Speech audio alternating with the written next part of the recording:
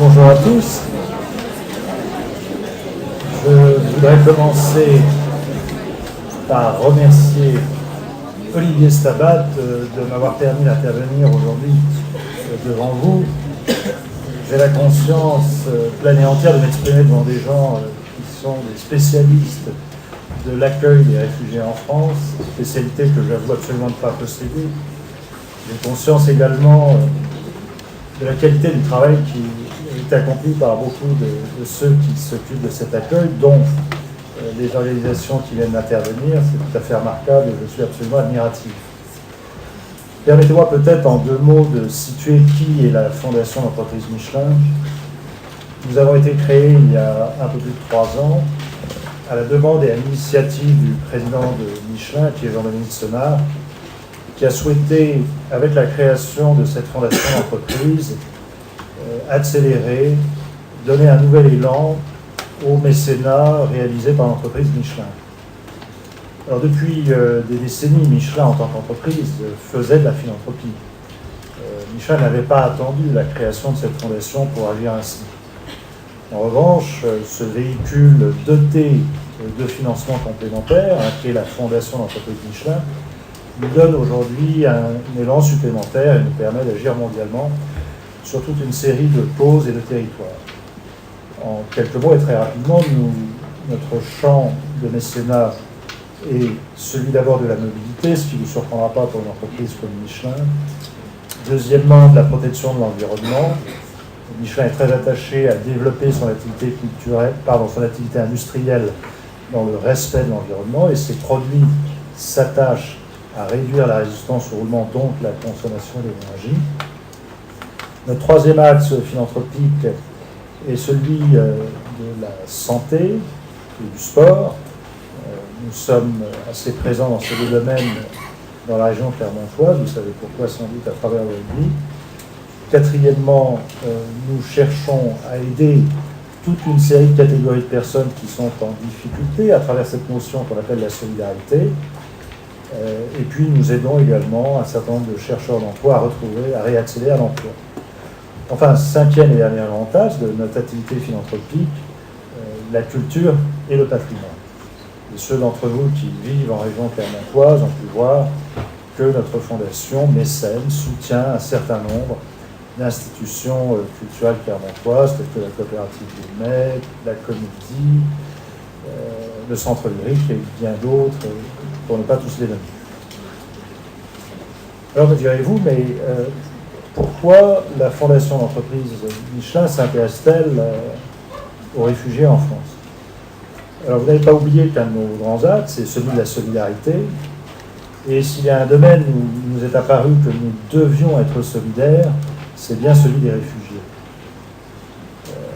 Nous sommes déjà intervenus dans des grandes catastrophes naturelles, des grandes zones d'urgence humanitaire telles que l'Afrique de l'Ouest, où nous sommes allés aux côtés des médecins pour essayer d'éradiquer Ebola.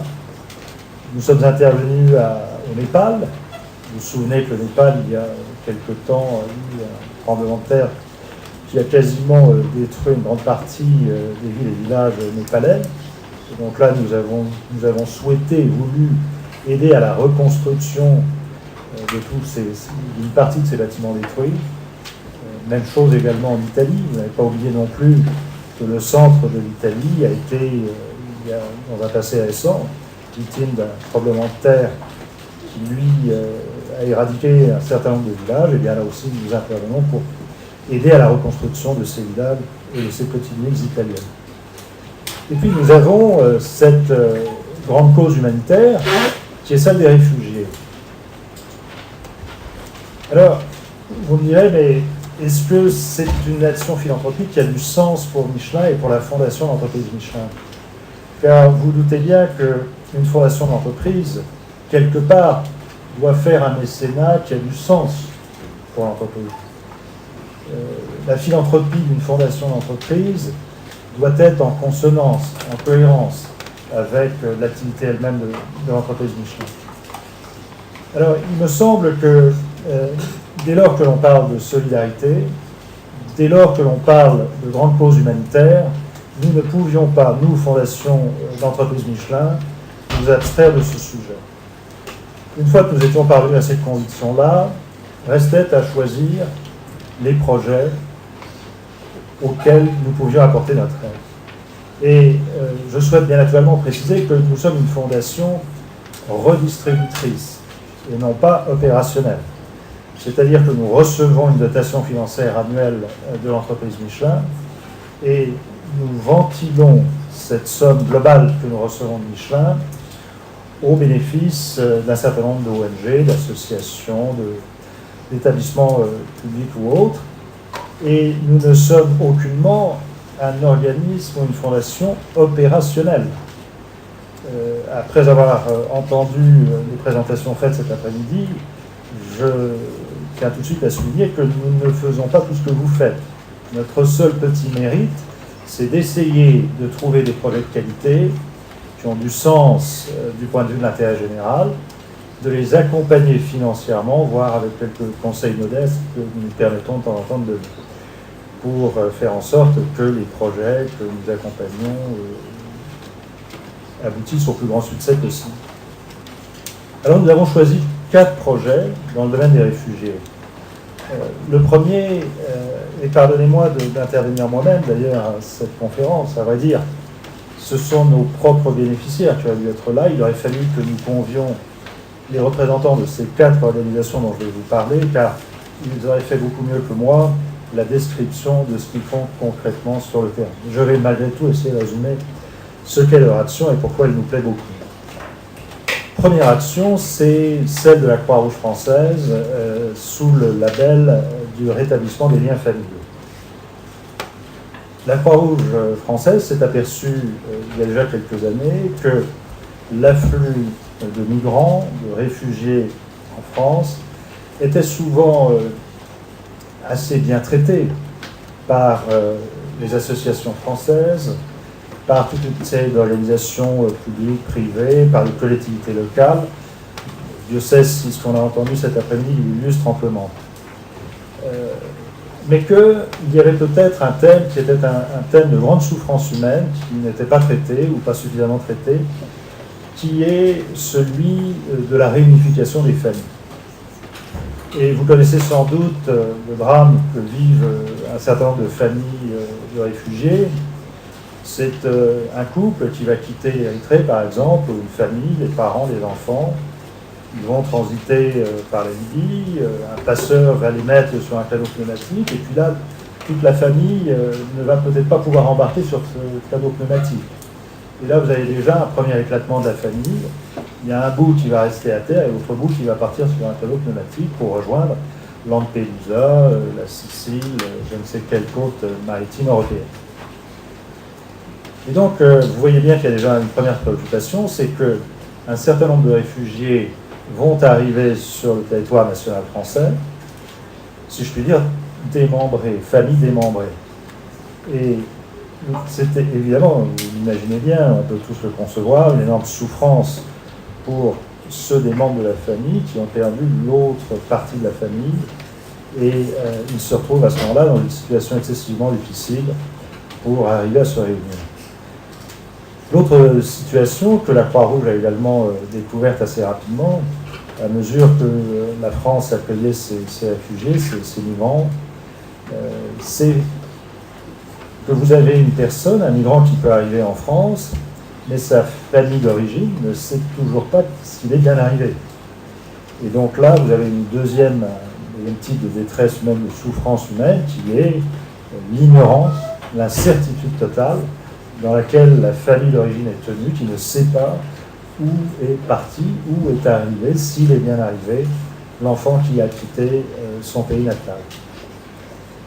Alors, partant de ce constat, la Croix-Rouge a monté un programme avec notre aide, qu'ils ont intitulé « Le rétablissement des liens familiaux ». À vrai dire, c'est un programme ancien, mais ils l'ont en quelque sorte activé, modernisé pour traiter cette situation des réfugiés en France. Et le concept est le suivant. La Croix-Rouge a acheté des petites camionnettes qui vont dans les campements de réfugiés, à Calais ou ailleurs, ne parlons plus de Calais d'ailleurs, et cette petite fourgonnette, estafette, va aller au-devant des réfugiés qui se trouvent dans les campements et les attirer, leur proposer d'essayer de retrouver la trace des membres de leur famille dont ils sont séparés. Alors comment vont-ils le faire? D'abord, ils vont mettre à disposition, pour ceux qui n'ont pas d'iPhone, de téléphone portable, un téléphone portable. Et ils vont permettre gratuitement à ces réfugiés d'utiliser leur téléphone portable et d'essayer d'entrer en contact avec leur famille restée au pays, quand bien naturellement vous avez la connexion, la communication possible, et quand eux-mêmes n'ont pas oublié, perdu le numéro de téléphone de leurs parents, de leurs frères, de leurs sœurs, de leurs amis, etc. Deuxième outil que la Croix-Rouge met à leur disposition dans les campements, c'est le Wi-Fi. Donc il y a le Wi-Fi dans ces fourgonnettes, ces camionnettes de la Croix-Rouge, qui permet là aussi d'entrer en contact avec les membres de la famille séparés. Et puis ils ont une espèce de base de données, un outil informatique qui est une espèce de mur sur lequel sont postées toutes les photographies des membres de la famille avec lesquels les migrants cherchent à entrer en contact. Et cette base de données photographique, si je puis dire, est partagée par tous les avant-postes de la Croix-Rouge, dans tous les pays où la Croix-Rouge est présente. Et ces pays sont très nombreux. Donc si vous avez par exemple un Syrien qui migre jusqu'en France, il va pouvoir mettre sa photo sur cette espèce de panneau d'affichage de la Croix-Rouge, et par Internet, la Croix-Rouge en Syrie va pouvoir présenter, relayer cette photographie auprès des populations locales qui peut-être vont, si tout se passe bien, pouvoir reconnaître l'un des leurs en France. Alors c'est un très beau projet qui a permis de réunir de très nombreuses familles. La Croix-Rouge, je crois, alors je n'ai peut-être plus le chiffre exactement en tête, mais c'est plus de 1000 personnes au moins qui ont pu être réunies de la sorte. C'est une grande souffrance, je crois, qui est prise en charge, qui est atténuée, qui est supprimée, évidemment, dans le cas où tout ceci se passe bien, comme la Croix-Rouge l'espère, évidemment, à chaque fois. Alors ça, c'est un très beau projet, et au bout d'une année, nous avons eu le sentiment que la Croix-Rouge avait fait un excellent travail. Donc, nous avons reconduit notre don, et pour encore un certain temps, la Croix-Rouge va pouvoir continuer cette superbe action, et je tiens à les saluer, au moins par pensée, puisqu'ils ne sont pas dans la cible. Le deuxième projet que nous avons trouvé intéressant de soutenir est un projet un petit peu atypique qui s'appelle Pause. Alors j'en profite pour dire que, là encore, notre critère de choix, notre ligne guide, c'est pas tellement de dupliquer ce que d'autres, et notamment dans cette salle, font déjà si bien en matière d'aide aux réfugiés pour le logement, l'aide à l'emploi, les formalités administratives, etc. Nous essayons d'intervenir là où il y a des vides, et ce deuxième programme dont je vais vous parler me paraissait en tout cas tout à fait unique en France. Il s'intitule PAUSE, P-A-U-S-E, ce qui veut dire Programme d'aide à l'accueil en urgence des scientifiques en exil. Alors c'est une idée qui a surgi de l'esprit de M. Thierry Mandon, qui a été notre dernier secrétaire d'État à la recherche et à l'enseignement supérieur. Thierry Mandon, fin 2016, a voulu dupliquer ce qui a été fait par d'autres pays en matière d'accueil des scientifiques étrangers. Je pense à des pays tels que les États-Unis, l'Allemagne, le Royaume-Uni, qui ont mis en place des structures, des dispositifs qui permettent d'accueillir dans ces pays-là des scientifiques, des chercheurs, des enseignants de haut niveau. Et c'est une excellente idée, car finalement, ce sont des gens qui, souvent, sont des victimes faciles, privilégiées des régimes dictatoriaux. Dès lors que leur pays se trouve en guerre, ils sont exposés bien naturellement comme d'autres, et ils ont le souhait, bien évidemment, de pouvoir continuer à mener leur activité d'enseignants, de chercheurs.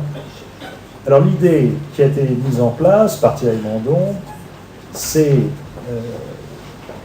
de permettre à des Syriens, des Yéménites, des Jordaniens, des Irakiens, de venir en France poursuivre leurs recherches dans des laboratoires de recherche ou dans des établissements universitaires de haut niveau en France.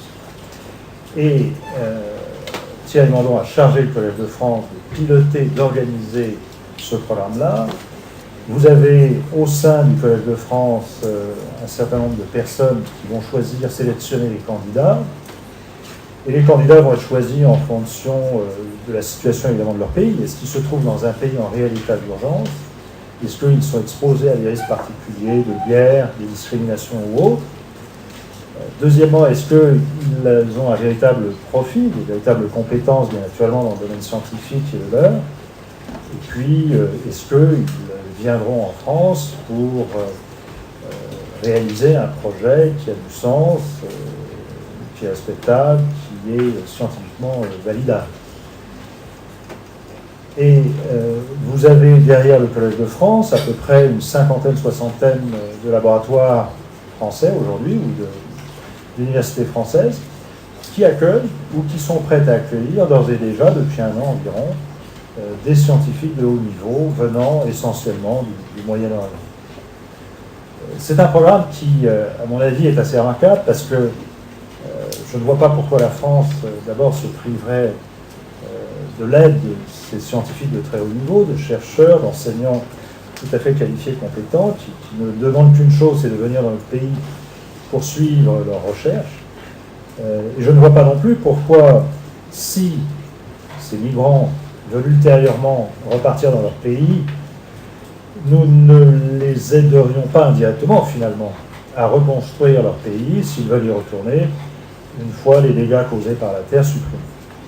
Donc c'est un deuxième projet qui nous a vraiment beaucoup séduit et nous sommes très heureux de pouvoir contribuer à la mesure de nos moyens à cette œuvre que porte aujourd'hui le Collège de France. Alors nous avons deux autres projets de moindre envergure que je signale. L'un, c'est avec l'Agence universitaire de la francophonie. Vous savez peut-être qu'il existe un organisme qu'on appelle l'OIF, l'Organisme international de la francophonie, ou l'Organisation internationale de la francophonie, qui elle-même a comme dispositif cette agence universitaire de la francophonie. Et cette agence universitaire de la francophonie a pour mission de créer un réseau d'universités francophones. Donc elles sont dans tous les pays de langue française, ces universités bien sûr. Et l'agence anime ce réseau, aide au partage d'informations, de bonnes pratiques, de projets entre ces universités, propose un certain nombre d'outils de numérisation, de MOOC, de cours en ligne, etc., pour essayer d'aider à la transition, à la bascule vers l'ère numérique que les universités sont en train de réaliser. Et pour revenir aux réfugiés français ou en France, cette agence universitaire de la francophonie, depuis 1 an et demi, 2 ans, a mis en place un programme d'aide à l'apprentissage de la langue française à travers des centres de FLE dans les universités. Et l'inscription à ces centres est malheureusement payante. Les étudiants étrangers non francophones, migrants arrivant en France, qui ont besoin d'apprendre le français, bien évidemment souhaitent rejoindre très souvent ces centres d'apprentissage du français. Il y a un besoin de financement que nous avons cru utile de supporter, et donc nous aidons également l'Agence universitaire de la francophonie pour, je le redis, in fine, favoriser l'apprentissage de notre langue par les étudiants non francophones issus de familles migrantes. Et inutile de dire que, vous le savez tous, c'est le préalable à l'employabilité, c'est le préalable à une bonne insertion sociale, culturelle dans notre pays.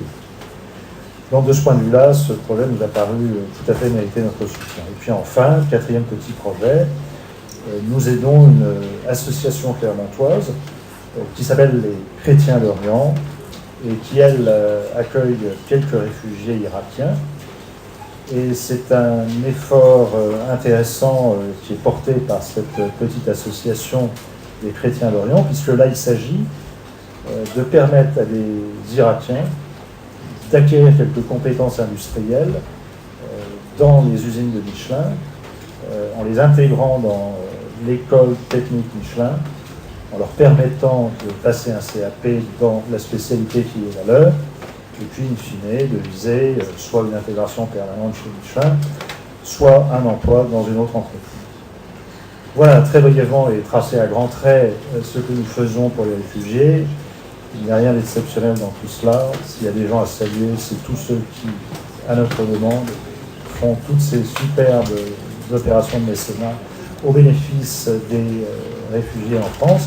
Je redis leur nom: la Croix-Rouge, le Collège de France à travers le programme PAUSE, l'Agence universitaire de la francophonie et les Chrétiens d'Orient. Et je leur tire mon chapeau. Merci à vous.